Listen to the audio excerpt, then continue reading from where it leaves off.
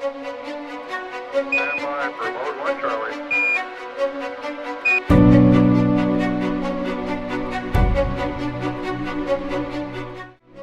Internet yang kita gunakan sehari-hari saat ini memiliki sejarah panjang dan menarik. Dari awalnya yang merupakan proyek militer untuk mengatasi ancaman perang nuklir, internet kini telah menjadi bagian dari kehidupan manusia, digunakan untuk komunikasi, bisnis, hiburan, pendidikan, dan banyak lagi. Dalam video ini, kita akan membahas bagaimana internet berkembang dari sebuah jaringan kecil menjadi teknologi global yang menghubungkan miliaran orang.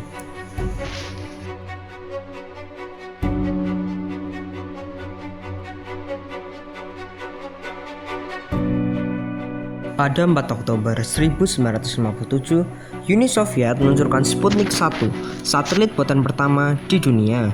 Keberhasilan ini mengejutkan Amerika Serikat yang khawatir bahwa Uni Soviet memiliki teknologi komunikasi yang lebih canggih dan bisa menggunakannya untuk keperluan militer, termasuk meluncurkan serangan nuklir dari luar angkasa.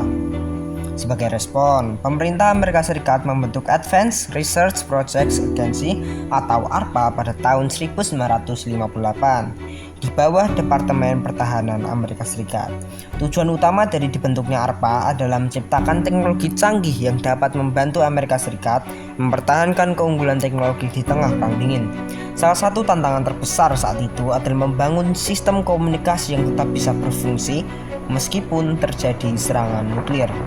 Sistem komunikasi yang ada saat itu menggunakan jalur telepon konvensional yang jika salah satu titiknya dihancurkan, seluruh jaringan akan terganggu.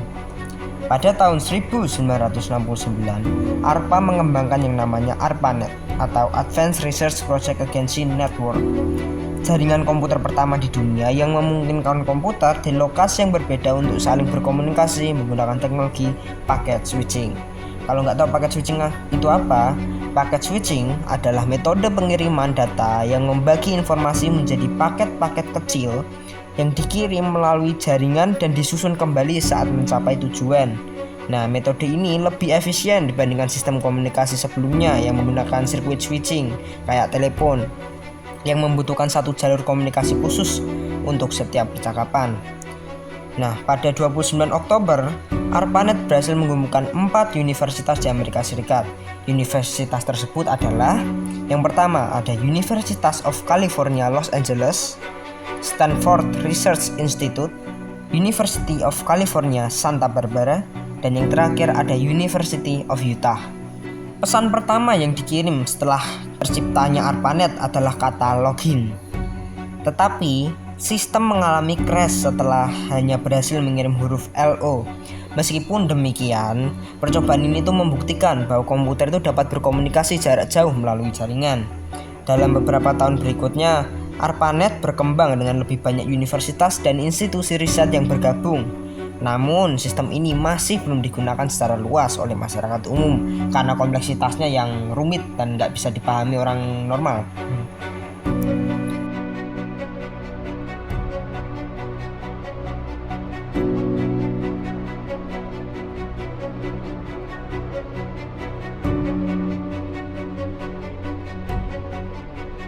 Seiring dengan berkembangnya ARPANET, muncul tantangan baru. Komputer dari berbagai institusi merupakan komputer yang menggunakan sistem yang berbeda, sehingga sulit untuk menghubungkan semuanya dalam satu jaringan yang seragam. Untuk mengatasi masalah ini, pada tahun 1973, dua ilmuwan komputer yaitu Vinton Cerf dan Robert Kahn menciptakan Transmission Control Protocol atau Internet Protocol. Ya, biasanya disingkat TCP/IP. Nah, apa itu TCP/IP? TCP/IP itu adalah sistem standar yang memungkinkan komputer yang berbeda jenis dan sistem operasi untuk saling berkomunikasi dalam satu jaringan global. Apa itu TCP? Transmission Control Protocol. Nah, TCP ini sendiri adalah digunakan untuk mengatur bagaimana data dibagi menjadi paket-paket kecil, dikirim, dan kemudian disusun kembali di komputer penerima. Selanjutnya ada IP, Internet Protocol. Ini tuh mengatur bagaimana paket-paket tersebut tuh dikirim melalui jaringan dan menemukan tujuan yang benar. Pada 1 Januari 1983, ARPANET secara resmi beralih dari sistem lama ke TCP/IP yang menjadi dasar dari internet modern. Hari ini dianggap sebagai kelahiran resmi internet seperti yang kita kenal sekarang.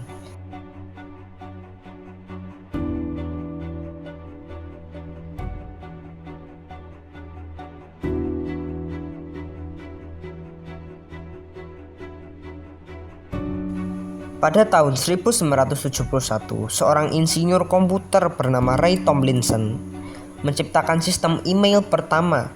Ia juga memperkenalkan simbol @ untuk memisahkan nama pengguna dan alamat server dalam email. Contohnya user.example.com atau user.gmail.com dan lain-lain. Nah, email ini menjadi salah satu aplikasi pertama yang menunjukkan bagaimana internet bisa digunakan untuk komunikasi pribadi dan bisnis dengan cara yang cepat dan efisien.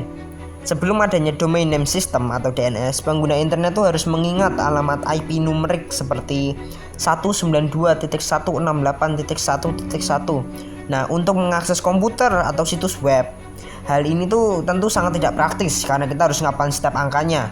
Nah, terus pada tahun 1983, DNS diperkenalkan, memungkinkan pengguna untuk mengetik nama domain seperti google.com atau facebook.com atau twitter.com yang sekarang berubah jadi x.com, alih-alih angka-angka rumit yang perlu diapalkan. Tahun 1985, domain pertama di dunia yang bernama symbolics.com resmi terdaftar.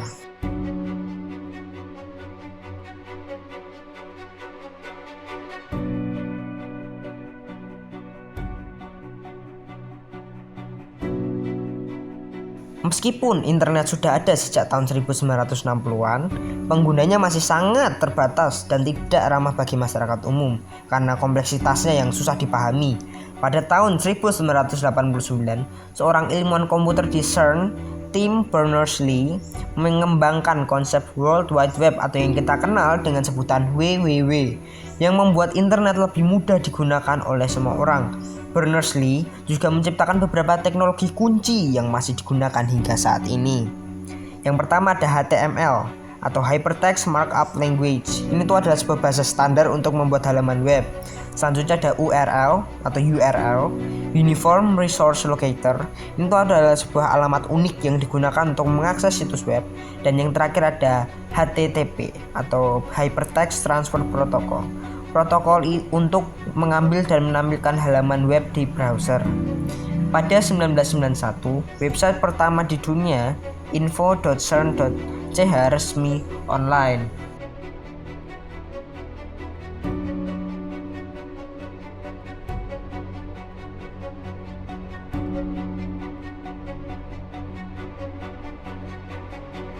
Nah, sejak munculnya WWW, internet berkembang sangat pesat.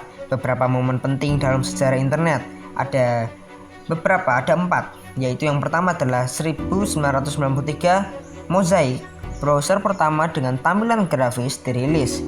Yang kedua ada tahun 1995, Amazon dan eBay didirikan, menandai era awal e-commerce atau penjualan lewat online.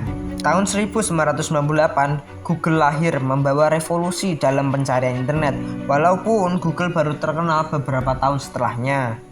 Pada tahun 1999, Napster memungkinkan berbagi musik secara online melalui era distribusi digital. Pada awal 2000-an, internet semakin interaktif dengan konsep Web 2.0 yang memungkinkan pengguna tidak hanya mengakses informasi tetapi juga berkontribusi seperti dalam media sosial. Ada Friendster, MySpace, Facebook, YouTube, Twitter, Instagram, dan banyak lainnya.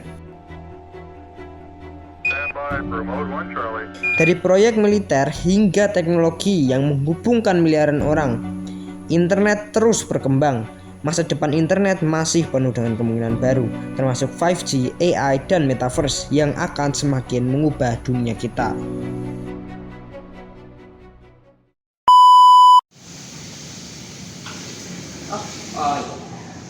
Halo semuanya, perkenalkan nama saya Julius Karipano dari kelas 10 3 absen 20 beserta teman saya. Dan saya Evano Rafael Thomas absen 12. Juga ada satu lagi di belakang kamera yaitu Saya Aloysius Mayardi Guncaker nomor absen 2. Oke, kami telah menjelaskan tentang sejarah internet. Terima kasih telah menonton. Semoga videonya dapat dinikmati. Sekian dari kami. Terima kasih, Bro.